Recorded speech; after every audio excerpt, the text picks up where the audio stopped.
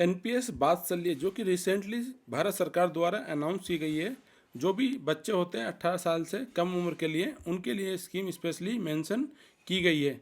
इसमें क्या होता है कि जो भी बच्चों के पेरेंट्स होते हैं वो उनके बिहाफ पे ये खाता खोलते हैं एनपीएस वात्सल्य का, और उसको चलाते भी हैं, यानी कि ऑपरेट भी करते हैं, और वही इसमें पैसा भी जमा करते हैं माइनर चाइल्ड के बिहाफ पर। तो इस तरह से ये स्कीम चलती है। इसके बाद इस जो स्कीम का लक्ष्य है वो है कि जो पेंशन सोसाइटी है उसको बढ़ाना इंडिया में। जैसा कि आप जानते हैं इंडिया में जो पेंशन कवरेज है वो बहुत ही कम है।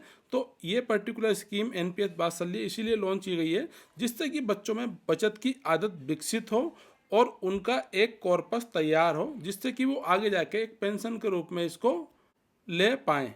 इसके बाद जो भी आपके पेरेंट्स होते हैं वो इस अकाउंट में, जो भी एनपीएस वात्सल्य का अकाउंट है वो ओपन करते हैं। उसके बाद जो उसमें पैसा जमा करते हैं माइनर चाइल्ड के बिहाफ पे, और जो चाइल्ड है वो उसका सोल बेनिफिशियरी होता है। सबसे पहले अगर इसे खाता खोलना है तो उसके लिए उसको एक प्रान कार्ड भी अलोकेट किया जाता है, जैसे कि नॉर्मल पेंशन में किया जाता है। इस प्रान कार्ड में पूरी डिटेल लिखी होती है एनपीएस वात्सल्य अकाउंट की, जैसा कि नॉर्मल एनपीएस अकाउंट में होता है। तो जो प्रान कार्ड है उसके बेसिस पे आपका कंट्रीब्यूशन चलता रहता है 18 साल की उम्र तक। इसके बाद जो एनपीएस वात्सल्य का अकाउंट है वो किस तरह से आप खोल सकते हैं। तो सबसे पहले जो अकाउंट खोलना है वो दो तरह से खोला जा सकता है। एक तो आप पॉइंट ऑफ प्रेजेंस यानी कि बैंक या कोई और फिनटेक कंपनी हो सकती है जिसके माध्यम से आप ये अकाउंट खोल सकते हैं, जो कि पीएफआरडीए के साथ रजिस्टर्ड हो, यानी कि pension fund regulatory and development authority. इसके लिए जो ऑप्शन होता है वो आपका होता है बैंक्स या पोस्टल ऑफिस, जो कि पीओपी कहलाते हैं, यानी कि पॉइंट ऑफ प्रेजेंस। इसमें आप दो तरह के विकल्प ले सकते हैं। सबसे पहले ऑनलाइन आप जा सकते हैं पीएफआरडीए के द्वारा जो भी वेबसाइट निर्धारित की गई है उस पर जाकर, और साथ ही ऑफलाइन भी खोल सकते हैं बैंक में जो खाते का फॉर्म है वो जमा करने के बाद। अब जो बात करते हैं जो माइनर चाइल्ड है उसके क्या क्या डॉक्यूमेंट्स इस खाते को खोलने में लगते हैं। तो सबसे पहले जो भी एक माइनर चाइल्ड है, या तो उसका आपके पास बर्थ सर्टिफिकेट यानी कि जन्म प्रमाण पत्र हो, या इसके अलावा आपके पास उसका पासपोर्ट हो सकता है जो भी माइनर का अकाउंट आपको खोलना है।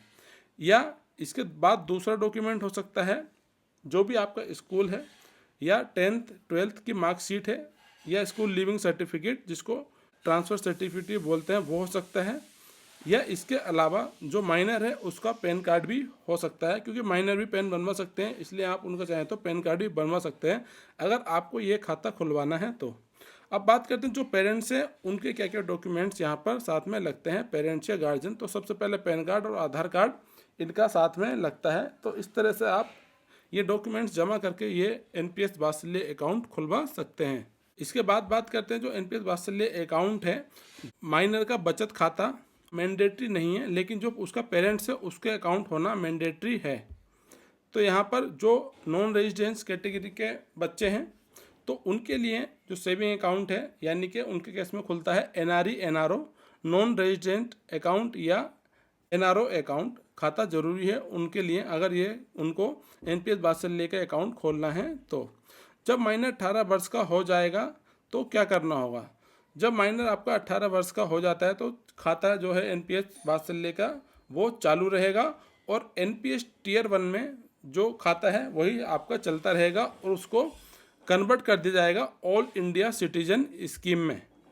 इसके बाद फ्रेश केवाईसी की जाएगी आफ्टर अचीविंग 18 ईयर्स, यानी कि जब वो 18 वर्ष का हो जाएगा तो उसके 3 महीने के अंदर फ्रेश केवाईसी की जाएगी जो भी अकाउंट है एनपीएस वात्सल्य का।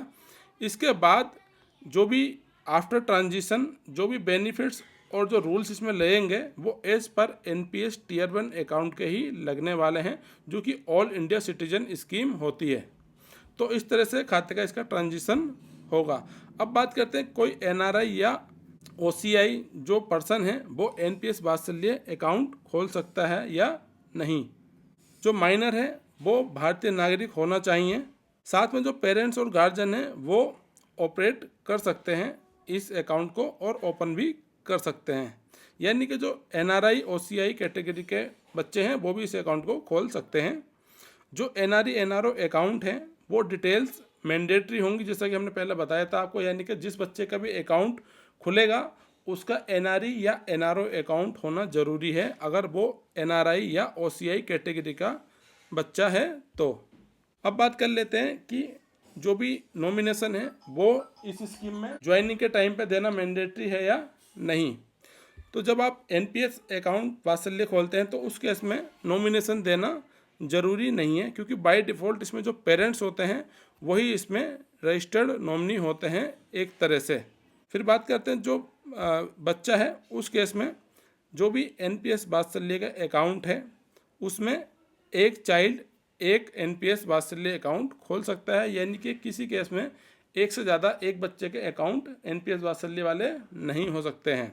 अगर बात करें जो पेरेंट्स या गार्जियन है वो एनपीएस के अंतर्गत कवर हैं और क्या वो फिर से अपने बच्चे को जो अकाउंट है एनपीएस वात्सल्य वाला वो खोल सकते हैं या नहीं, इस केस में बिल्कुल वो खोल सकते हैं, भले ही वो खुद एनपीएस में कवर्ड हो चाहे ना हो, लेकिन वो बच्चे का अकाउंट खोल सकते हैं एनपीएस वात्सल्य के अंतर्गत। कम से कम इसमें आपको जो भी एनपीएस वात्सल्य का अकाउंट है 1000 प्रतिवर्ष तो मिनिमम आपको जमा करना है, जिससे कि आपका एनपीएस वात्सल्य अकाउंट एक्टिव रहे। और अधिकतम की इसमें कोई भी सीमा नहीं है, जितना चाहे अधिकतम आप डाल सकते हैं। प्रथम बार तो कम से कम आपको 1000 रुपये जमा करने पड़ेंगे, यानी कि जिस टाइम पर आप खाता खुलवा रहे हैं तो इसमें जो पहला डिपॉजिट आपको करना पड़ेगा वो कम से कम 1000 रुपये होना चाहिए। इस तरह से इसमें जमा होता है पैसा। अब बात करते हैं जो इसमें मनी है वो किस तरह से आप यहाँ पर जमा कर सकते हैं। तो इसमें जो भी पॉइंट ऑफ प्रेजेंस होते हैं, यानी कि जैसे बैंक या पोस्ट ऑफिस हुआ, वहाँ पर आप ऑनलाइन भी एनपीएस की वेबसाइट से इसमें जमा कर सकते हैं, या फिर कुछ जो बैंक के ऐप हैं वो ऑनलाइन जमा करने का भी ऑप्शन आपको दे सकते हैं थ्रू नेट बैंकिंग या बैंक एप्लीकेशन। तो इस तरह से आप पैसा आसानी से जमा इसमें कर सकते हैं। एनपीएस वात्सल्य का पैसा कहाँ और किस तरह से निवेश होता है, अब इसको जान लेते हैं हम। तो सबसे पहले इसमें 3 ऑप्शन होते हैं। जो पहला ऑप्शन होता है वो होता है ऑटो चॉइस, यानी कि जब आपने कोई भी चॉइस नहीं दी है तो उस केस में जो पहला ऑप्शन है वो ऑटो चॉइस का होता है, यानी कि इसमें ऑटोमेटिक तौर पे जो आपका निवेश है वो किस किस रेशियो में होगा वो पहले से निर्धारित होता है। तो इसमें ऑप्शन होता है, सबसे पहला जो ऑप्शन है वो है एग्रेसिव लाइफ साइकिल फंड, यानी कि जिसको बोलते हैं LC75।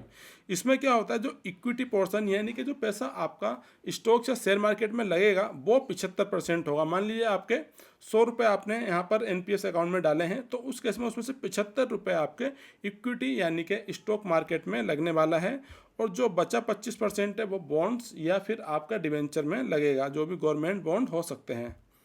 इसके बाद जो दूसरा ऑप्शन है इसमें आता है आपका मॉडरेट लाइफ साइकिल फंड। इसमें क्या है, जो रिस्क थोड़ा कम लेना चाहते हैं उनके लिए बेटर है। इसमें इक्विटी पोर्शन आपका 75% होगा, यानी कि 50% होगा, जो कि 50% ही निवेश होगा आपके टोटल निवेशित अमाउंट का।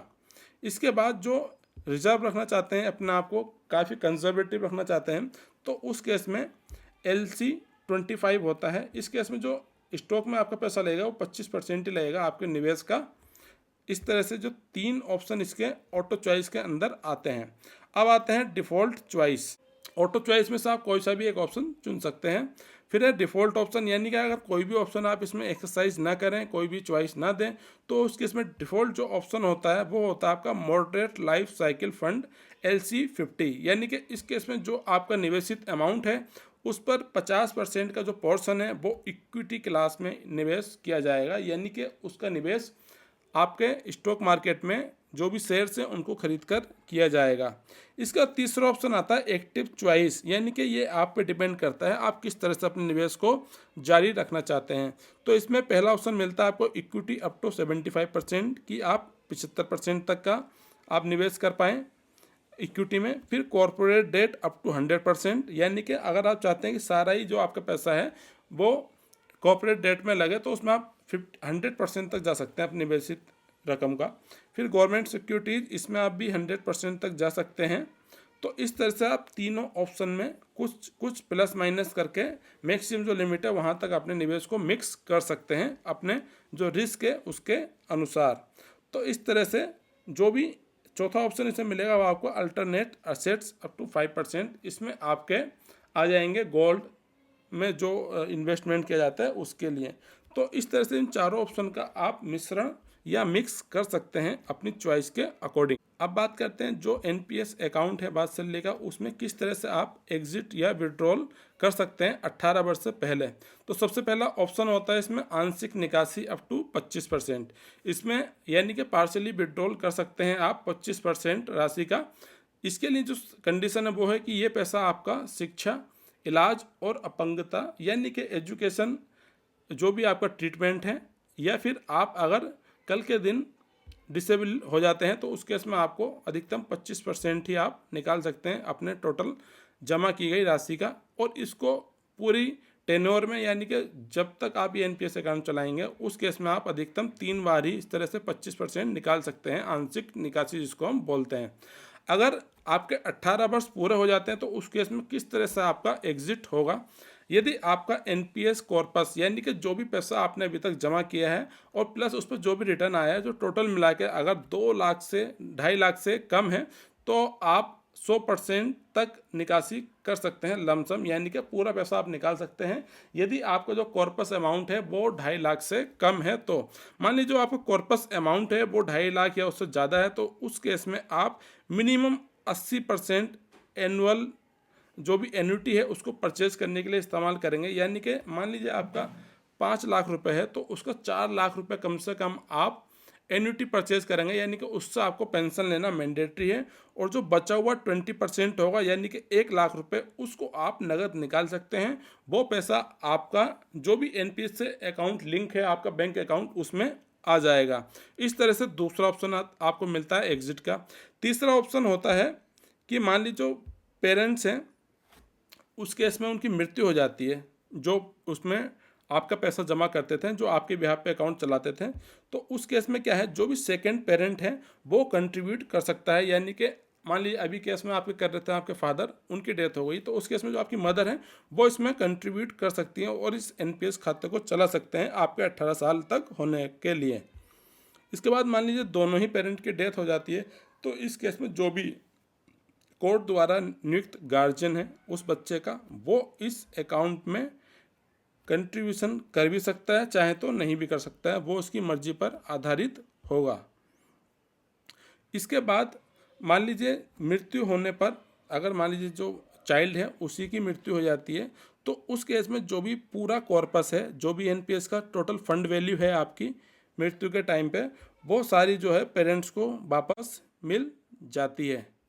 तो फ्रेंड्स जो एनपीएस वात्सल्य है वो इस तरह से काम करती है। Friends thanks for watching this video. अगर आपको वीडियो पसंद है तो लाइक करें, शेयर करें, साथ ही हमारे चैनल को सब्सक्राइब भी करें। और इस वीडियो से रिलेटेड आपकी कोई भी डाउट या क्वेश्चन है तो वो आप हमें कमेंट बॉक्स में दे सकते हैं।